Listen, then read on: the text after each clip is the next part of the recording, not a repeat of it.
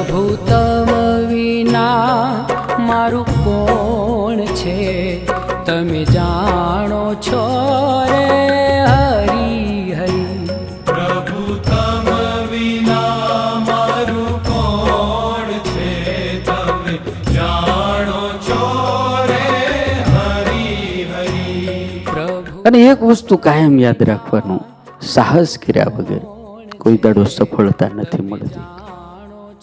અને આ દુનિયામાં જે વ્યક્તિએ જાજુ ખેડાણ કર્યું છે, સ્થળાંતર કર્યું છે, એ શ્રેષ્ઠ અને સફળ અને સુખી થયા। અને બહુ જ સરસ અને એકદમ હળવી શૈલીમાં સ્વામીજીએ જે ધર્મનું, જે જીવન જીવવાનું અને જે બીજું બધું ડે ટુ ડેનું કેવી રીતે જીવવું, શું કરવું, કેવી રીતે ભક્તિ કરવી, કેવી રીતે કામ ધંધો વ્યવહાર કરવો એ વિશે માહિતી આપી। લગભગ બધા એટલા બધા ખુશ જણાતા હતા કે આવું મેં મારી પોતાની લાઈફમાં આવો અનુભવ મને ક્યારેય નથી થયો।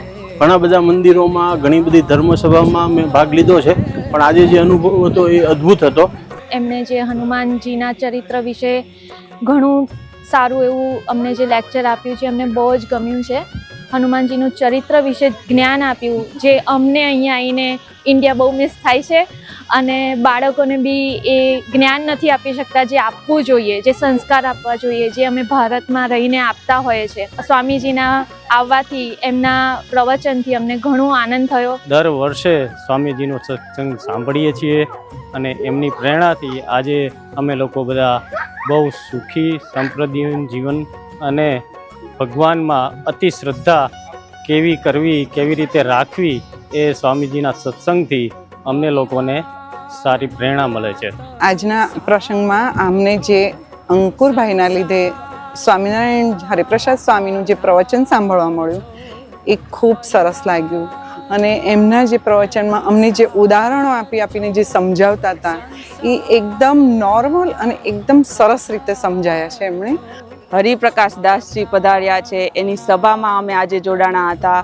એ સાક્ષાત મારા ઘરમાં આવીને બિરાજમાન થયા છે, એના માટે હું અનબિલિવેબલ, હું હજી માનવામાં જ નથી આવતું કે મારા ઘરમાં હરીફરી રહ્યા છે। એના માટે હું પ્રસાદ બનાવી રહી છું અને એનું સાક્ષાત રૂપ જોઈને મને એમ થાય છે કે આવું ચરિત્ર મારા ઘરમાં અવારનવાર મને એમ થાય છે કે આવતા જ રહે, દર વર્ષે ઇવન 6 મહિને આવતા જ રહે। મને એટલો હરખ સમાતો જ નથી કે એમ થાય, એના માટે કોઈ શબ્દો જ નથી કે મારા છોકરાઓને એટલી એનામાંથી જાણવા, શીખવા, જ્ઞાન મળે છે કે એ લોકો પણ એટલા ખુશ હોય છે કે હરિપ્રકાશ દાસજી સ્વામી, ઓરેન્જ કપડાવાળા ગોડ સ્વામી, એટલા એમ થાય છે કે એ ઇંગ્લિશ બોલનારાઓ છોકરાઓ પણ કેટલા ખુશ છે।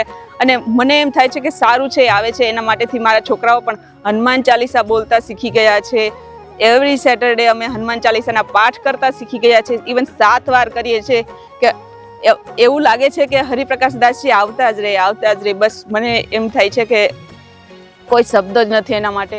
કષ્ટભંજન દાદાના તો ચમત્કાર મારા જીવનમાં જેટલા ઘણું એટલા ઓછા છે। દર મિનિટે, દર શ્વાસે જ દાદાનો ચમત્કાર થતા હોય છે કે જેની હું કલ્પનાથી હું ગણાવી બી શકું એમ નથી।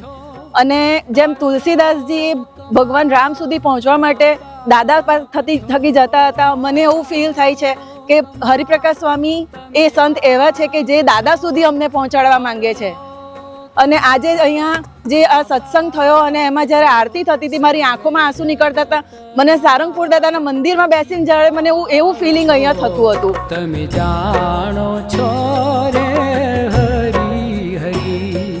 પ્રભુ તમ વિના મારું કોણ છે, તમે જાણો છો રે હરી હરી।